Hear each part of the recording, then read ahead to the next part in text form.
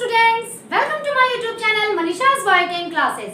हम लोग पढ़ रहे थे आईसीएसई बोर्ड के केमिस्ट्री का chapter study of gas law, जिसमें मैंने लास्ट वीडियो में आप लोगों को पढ़ाया था बॉयल्स लॉ। एंड आज के इस वीडियो में मैं शुरू करने जा रही हूँ अबाउट चार्ल्स लॉ। ठीक है, तो जैसे रॉबर्ट बॉयल एक साइंटिस्ट थे और उन्होंने जो तीनों हमारा स्टैंडर्ड वेरिएबल्स है, प्रेशर, वॉल्यूम एंड टेम्परेचर, उन्होंने क्या किया था कि टेम्परेचर को कांस्टेंट रखा था और रिलेशन निकाला था प्रेशर एंड वॉल्यूम के बीच for a given mass of gas. वहीं पर जैकब्स चार्ल्स दूसरे साइंटिस्ट थे जिन्होंने 1787 में उनका एक्सपेरिमेंट कंप्लीट हुआ और उन पूरे एक्सपेरिमेंट में उन्होंने अपने प्रेशर को कांस्टेंट रखा था और रिलेशन निकाला था किसके बीच में, temperature and volume of a given mass of A gas. तो मैं एक्सपेरिमेंट के द्वारा, एक्सपेरिमेंटल एक्सप्लेनेशन के द्वारा आप लोगों को बताऊंगी कि किस तरह से उनका जो रिजल्ट है, जो आज के डेट में हम लोग उनके द्वारा दिया हुआ लॉ पढ़ते हैं, वो कैसे उन्होंने निकाला। चलिए शुरू करते हैं। बहुत ही आसान, बहुत ही सिंपल है। उन्होंने क्या किया कि एक बीकर लिया, दिस इज बीकर, ये एक बीकर लिया और उसके अंदर उन्होंने पानी भर दिया। उस पानी में उन्होंने क्या किया कि एक थर्मोमीटर डाल दिया। ठीक है, और ये सेटअप हमारा फिक्स था, यहाँ मैंने कुछ एग्जैक्ट सेटअप नहीं बनाया है क्योंकि आप लोगों के बुक में वैसा कुछ नहीं दिया हुआ है। मैं सिर्फ आप लोगों को एक कॉन्सेप्ट देना चाह रही हूँ। ठीक है, उन्होंने थर्मोमीटर डाल दिया और साथ में उन्होंने क्या डाला, एक लंबा स्केल, एक स्केल उन्होंने डाला और उस स्केल पर उन्होंने क्या टाइप कर दिया, एक पतली सी कैपिलरी जिसका एक एंड बंद था, दूसरा एंड खुला हुआ था, just like a test tube, एक पतला सा टेस्ट ट्यूब। उन्होंने उसमें क्या किया कि रबड़ बैंड के द्वारा, एंड दिस इज रबड़ बैंड, उस रबड़ बैंड के द्वारा उन्होंने डाल दिया, इसे फिक्स कर दिया स्केल से, यानी स्केल से इस कैपिलरी को उन्होंने फिक्स कर दिया बाय यूजिंग रबड़ बैंड और इस पूरे सेटअप को उन्होंने पानी के अंदर डाल दिया। क्लियर, ये था उनका पूरा सेटअप। अब इस पूरी कहानी में उन्होंने प्रेशर को कांस्टेंट रखा, यानी अपने पूरे एक्सपेरिमेंट में उन्होंने प्रेशर को कांस्टेंट रखा। कांस्टेंट कैसे रखा, चलिए हम लोग ये समझते हैं। हम लोग जानते हैं कि एक सर्टेन डिस्टेंस पर, एक फिक्स्ड डिस्टेंस पर प्रेशर हमेशा कांस्टेंट रहता है। जब हम लोगों का डिस्टेंस चेंज होता है, ठीक है, हाइट चेंज होता है, तभी हमारा प्रेशर इंक्रीज और डिक्रीज करता है। तो उस पूरे सेटअप में उन्होंने क्या किया था कि जो हमारा बीकर था उसके वॉल से इस स्केल को फिक्स कर दिया था और स्केल से इस कैपिलरी को फिक्स कर दिया था कि कहीं भी हमारा ना स्केल हिले, ना वो थोड़ा ऊपर जाए, ना वो थोड़ा नीचे आए, जहां पर वो फिक्स है वहीं पर वो फिक्स रहे। ठीक है ना, ये बहुत नीचे तक नहीं था, ये थोड़ी ऊपर तक ही था ना। प्रेशर हमारा कांस्टेंट हो गया क्योंकि हमारा जो हाइट है, वो जो कैपिलरी है बीकर के अंदर, उसका हाइट फिक्स हो चुका था और इस वजह से उन्होंने प्रेशर को कांस्टेंट रखा। उसके बाद जैसे ही अब हम लोग किसी भी टेस्ट ट्यूब को उल्टा डालेंगे पानी में, तो क्या होगा, पानी का कुछ लेवल ऊपर आएगा। तो ये जो कलर मैंने दिखाया है, this is height of water. Clear, यानी खाली जगह जो है, दिस वन, ये वाला जो इलाका है, यहाँ पर क्या भरा हुआ है, दिस इज गैस। ये वो एरिया है कैपिलरी का जहाँ गैस भरा हुआ है। ये आप लोग को सेटअप समझ में आ गया ना। अब उन्होंने क्या किया कि इसे हीट करना शुरू किया। तो भाई पानी का इस्तेमाल क्यों किया गया था, पूरे को पानी से क्यों भरा गया था, क्योंकि पानी एक ऐसा सॉल्वेंट होता है या एक ऐसा लिक्विड मीडियम होता है जो इवनली डिस्ट्रीब्यूट करता है हीट को। ठीक है, तो इस वजह से यहाँ वाटर का इस्तेमाल किया गया ताकि जो हीट हो वो इवनली डिस्ट्रीब्यूट हीट हो, ये ना कि कहीं पर ज़्यादा टेम्परेचर हो जाए और कहीं पर कम टेम्परेचर हो जाए। तो due for the even distribution of heat, इन्होंने वाटर का इस्तेमाल किया और उसके बाद इन्होंने हीट करना शुरू किया। जैसे ही हीट करेंगे क्या होगा, जैसे ही हीट करेंगे तो थर्मोमीटर का टेम्परेचर इंक्रीज होना शुरू हो जाएगा। और जैसे ही टेम्परेचर इंक्रीज होगा तो अचानक से एक चीज उन्हें दिखा, क्या दिखा, कि जो वाटर का लेवल है वो नीचे की ओर आने लगा। हम लोग बाहर से तो कहीं कोई एयर दे नहीं रहे हैं, ठीक है, मास ऑफ एयर या मास ऑफ गैस वो हमारा कांस्टेंट है, यानी जैसे हीट किए ये वाटर का लेवल नीचे आ गया और फिर हीट किए और फिर ये वाटर का लेवल नीचे आ गया। इट मीन्स क्या हुआ, वॉल्यूम हमारा इंक्रीज हुआ। और इस पूरे एक्सपेरिमेंट में उन्होंने देखा कि जैसे जैसे टेम्परेचर इंक्रीज किया जाता है वैसे वैसे उसका वॉल्यूम भी इंक्रीज होता है, यानी V is directly proportional to T। और यही पूरी की पूरी लॉ उन्होंने यहीं से बनाई और उन्होंने क्या कहा कि at constant pressure for a given mass of a gas volume of the gas is directly proportional to its absolute temperature. हम लोग जब भी चार्ल्स लॉ की बात करेंगे ना तो एब्सोल्यूट टेम्परेचर यानी केल्विन स्केल में हम लोग उस टेम्परेचर को मापते हैं। यदि न्यूमेरिकल्स में कहीं भी डिग्री सेल्सियस में आप लोगों का दिया गया हो तो आप उसे केल्विन स्केल में कन्वर्ट कीजिएगा और इसके लिए मैंने वीडियो नंबर 2 आप लोगों को दे रखा है, ठीक है। तो एब्सोल्यूट टेम्परेचर लिया क्योंकि एक्सपेरिमेंट्स में हम लोग केल्विन स्केल को ही यूज करते हैं। यही था उनका लॉ। क्लियर? नाउ अब हम लोग पढ़ेंगे इसका मैथमेटिकल एक्सप्रेशन। तो भाई उन्होंने क्या दिया, V is directly proportional to T। Just हम लोगों ने पढ़ा था, लास्ट वीडियो में भी पढ़ा था कि जब प्रोपोर्शनैलिटी का साइन हटाया जाता है तो एक कांस्टेंट वहां लगाया जाता है, यानी जब प्रोपोर्शनैलिटी के साइन के जगह हम लोग इक्वल टू का इस्तेमाल करते हैं तो एक कांस्टेंट यहाँ लगाते ही लगाते हैं। और इस तरह से ये क्या बन गया, V/T is equal to K and this is Charles law equation. ये चार्ल्स लॉ इक्वेशन हमारा तैयार हो गया। नाउ अब क्या कि उन्होंने बहुत सारा डाटा तैयार किया। डाटा तैयार कर करके उन्होंने क्या देखा, लेट अस सपोज यदि टेम्परेचर है T1, इसका वॉल्यूम को उन्होंने माना V1। अब डाटा जो भी हो, हमारा डिजिट्स या नंबर जो भी आया हो, जो भी न्यूमेरल्स हो, उसके बाद टेम्परेचर इन्होंने बढ़ाया T2, इसका वॉल्यूम बढ़ गया V2। यदि टेम्परेचर इन्होंने घटाया T3 तो इसका वॉल्यूम हो गया V3। यानी कि इस तरह से ये उन्होंने डाटा तैयार किया, कभी टेम्परेचर को घटाया, कभी टेम्परेचर को बढ़ाया, उसके रिस्पेक्ट में जो इनका वॉल्यूम बढ़ा या घटा। अब इन्होंने क्या किया कि इन दोनों को इस फॉर्म में लिख दिया V/T, यानी V1/T1, ठीक है। तो देखा जो भी इसका वैल्यू आया हो, इट डजंट मैटर, इसका जो भी वैल्यू आया हो, लेट अस सपोज इसका वैल्यू आया A, ठीक है। फिर उन्होंने किया V2/T2, तो देखा कि अरे इसका भी वैल्यू आया A। फिर उन्होंने किया V3/T3, फिर इसका वैल्यू आया A। It means at constant pressure for any amount of temperature volume increases or decreases, it doesn't matter, क्योंकि वो increase करता है, ये हम लोगों ने प्रूव कर लिया था। बट V/T का जो वैल्यू है वो हमेशा एक कांस्टेंट ही आ रहा था और इस वजह से ये भी हो गया हमारा बॉयल्स लॉ इक्वेशन एंड ये भी हो गया V1/T1 is equal to V2/T2, सारे इक्वल होते हैं and it is equal to K and this is also Charles law equation. अब हम लोग पढ़ेंगे अबाउट चार्ल्स ऑब्जर्वेशन, क्योंकि जैसे बॉयल्स ने क्या किया था, बॉयल ने क्या किया था कि वो उन्होंने रिलेशन दिया था between pressure and volume. Clear कि वो इनवर्सली प्रोपोर्शनल है। इन्होंने क्या रिलेशन दिया कि V is directly proportional to T।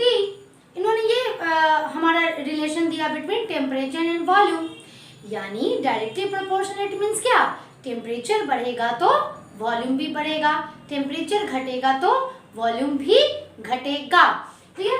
और उन्होंने क्या दिया, इस इक्वेशन को समझाने के पहले उन्होंने क्या दिया कि यदि मान लिया कि ये क्वेश्चन ऑब्जेक्टिव्स में भी पूछा जाता है, यदि मान लिया कि टेम्परेचर को मैंने डबल कर दिया तो वॉल्यूम क्या होगा, डबल। मैंने हाफ कर दिया, रिड्यूस कर दिया उसे हाफ, तो वॉल्यूम क्या होगा, वो भी हाफ हो जाएगा। ये कॉन्सेप्ट आप लोगों को क्लियर रखना है। साथ में एक यहाँ एक इक्वेशन आप लोगों की बुक में दिया हुआ है, आखिर ये है क्या, and this is the Charles observation. उन्होंने क्या कहा कि किसी भी given mass of A gas के लिए 0 डिग्री सेल्सियस, यहाँ हम लोग हमेशा एब्सोल्यूट टेम्परेचर की बात करते हैं क्योंकि चार्ल्स के न्यूमेरिकल्स में हमेशा आप लोगों को एब्सोल्यूट टेम्परेचर यानी केल्विन स्केल का इस्तेमाल करना है।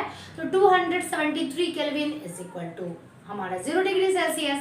ठीक है, तो 0 डिग्री सेल्सियस यहाँ हम लोग लेंगे 0 डिग्री सेल्सियस पर किसी भी given mass of A gas का वॉल्यूम जितना होगा, यदि हमने टेम्परेचर को बढ़ाया या टेम्परेचर को घटाया तो हर एक राइजिंग टेम्परेचर एंड हर एक फॉलिंग टेम्परेचर, अब भाई ये हमारे इक्वेशन पे डिपेंड करता है, उसके वॉल्यूम में कितना चेंज होगा, वॉल्यूम इंक्रीज्ड, अगर टेम्परेचर बढ़ाएंगे तो वो इंक्रीज करेगा, यदि टेम्परेचर डिक्रीज करेंगे तो ये डिक्रीज करेगा। तो वॉल्यूम में क्या चेंजेस आएगा, बाय 1/273 यदि हमारा प्रेशर कांस्टेंट हो।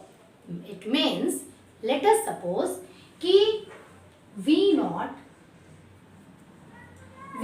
हमारा वॉल्यूम है एट 0 डिग्री सेल्सियस।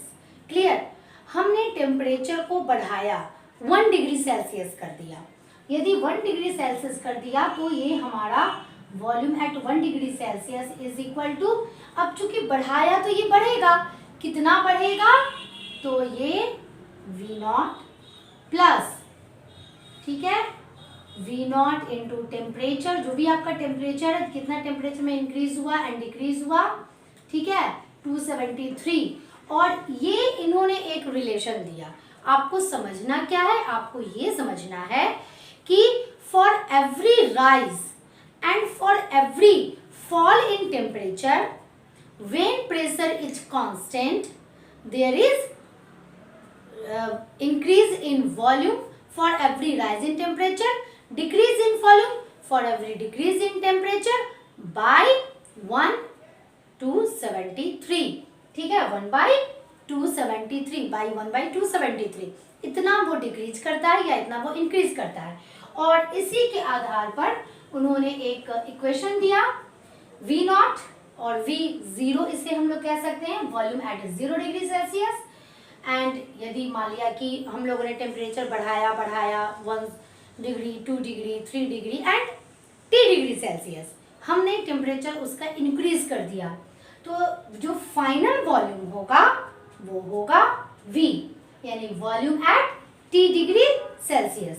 तो अकॉर्डिंग टू चार्ल्स लॉ उन्होंने क्या कहा कि ये जो फाइनल वॉल्यूम है, जो ये फाइनल वॉल्यूम है V is equal to according to this, अब ये कहाँ से आया, मैंने कॉमन ले लिया V not plus V not T by 273, V not को कॉमन ले लिया तो हमारा ये इक्वेशन बन गया।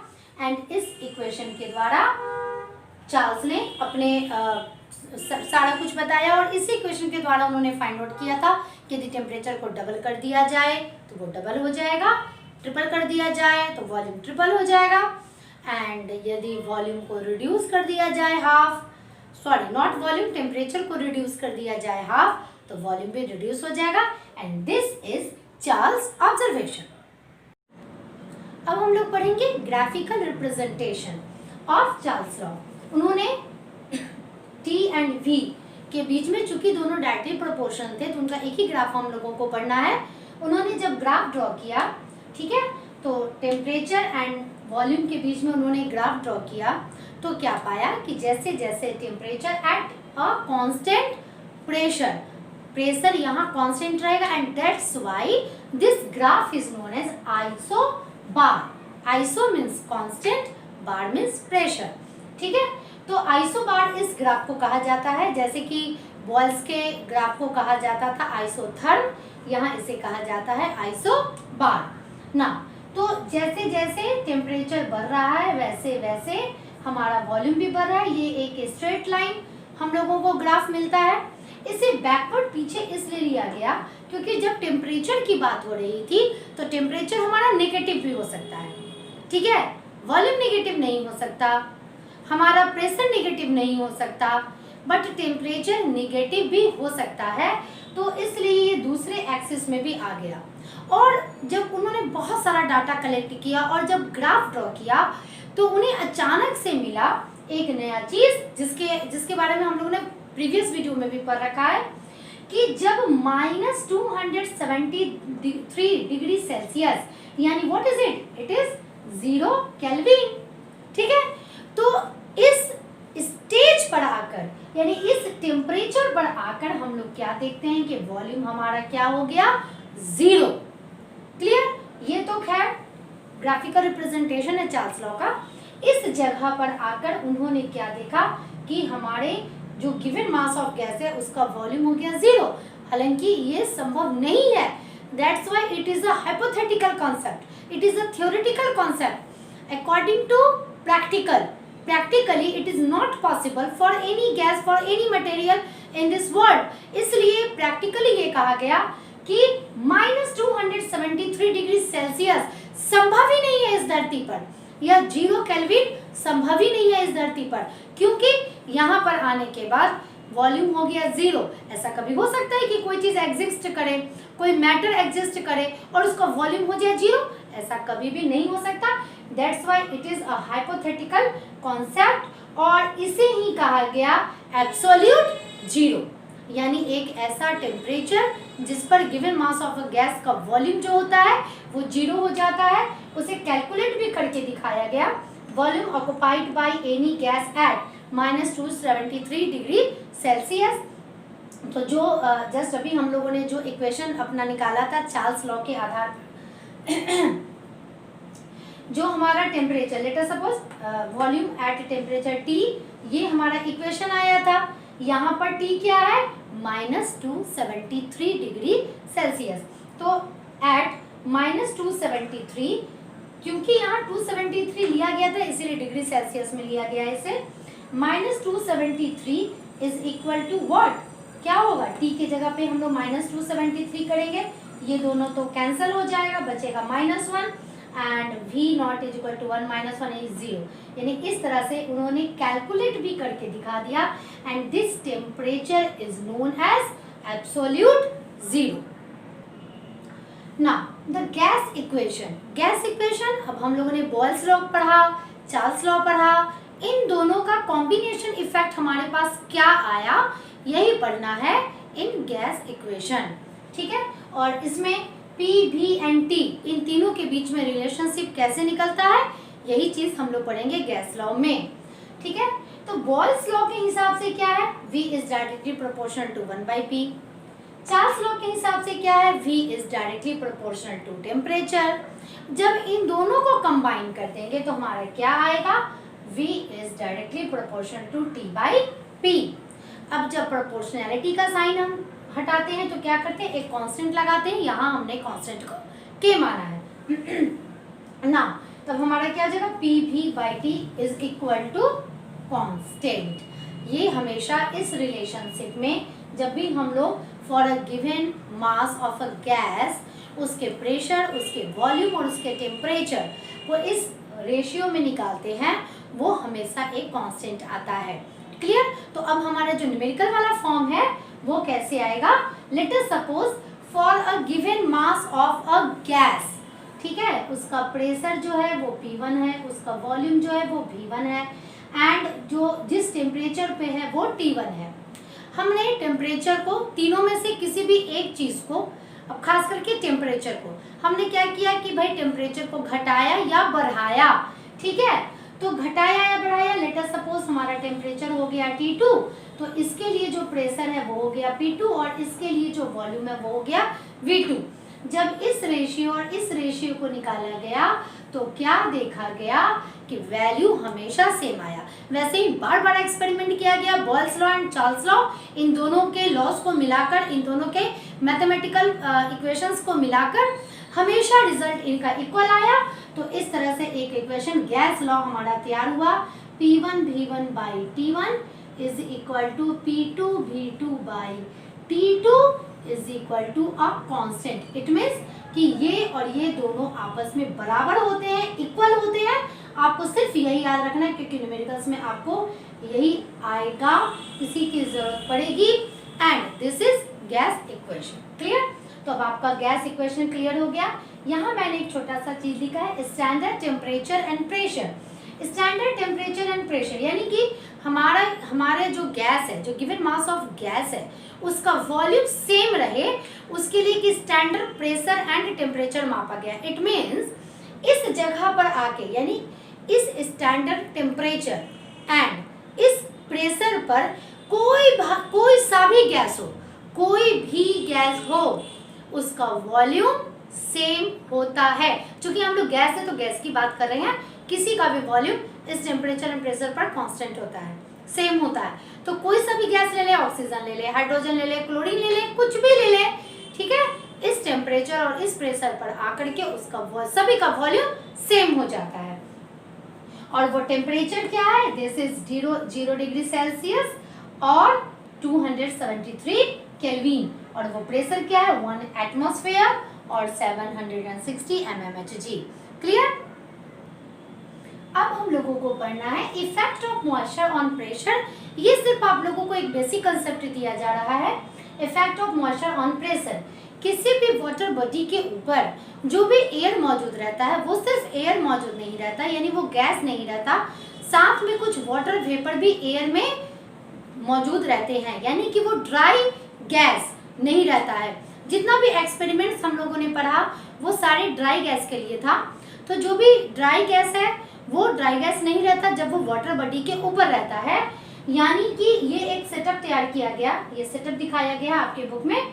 ये वाटर है और यहाँ से गैसेस आ रहे हैं, वो बबल्स के फॉर्म में ऊपर जाके इकट्ठा हो रहे हैं। और इस जो सेटअप है इसके ऊपर जो गैस है, यानी वो सिर्फ गैस नहीं है, उसमें कुछ वाटर वेपर भी मौजूद हैं, ठीक है। यानी इसके अंदर जो प्रेशर पड़ रहा है गैस का, वो सिर्फ अकेले एलोन गैस का प्रेशर नहीं पड़ रहा है। क्लियर? उसमें प्रेशर किसका पड़ रहा है? गैस का प्लस वाटर वेपर का। इट मीन्स जो टोटल प्रेशर पड़ रहा है वो गैस का प्रेशर पड़ रहा है, which is known as partial pressure, and water vapour का प्रेशर पड़ रहा है, which is known as aqueous tension. ठीक है, यानी पार्शियल प्रेशर किसे कहेंगे? एग्जैक्ट अकेले जब किसी गैस का प्रेशर पड़ेगा उसे पार्शियल प्रेशर कहेंगे। एक्वस टेंशन किसे कहेंगे? एयर में मौजूद वाटर वेपर का जो प्रेशर पड़ता है ऑन द सरफेस उसे कहेंगे एक्वस टेंशन। ठीक है, तो यदि हमें इस यहाँ पर मौजूद गैस का एक्चुअल प्रेशर निकालना हो तो हम कैसे उसे निकाल सकते हैं? यानी कि partial pressure it is actual pressure. ठीक है, तो इसे निकालना हो तो कैसे निकाल सकते हैं? By total pressure minus aqueous tension. तो इस तरह से हमारे आज के वीडियो के साथ आपका कंप्लीट चैप्टर समाप्त होता है। ठीक है, नेक्स्ट वीडियो जो मैं दूंगी आप लोगों को उसमें मैं कुछ न्यूमेरिकल्स सॉल्व करूंगी। तो आज के लिए इतना ही, मिलती हूँ नेक्स्ट वीडियो में with numericals of this chapter. Till then bye.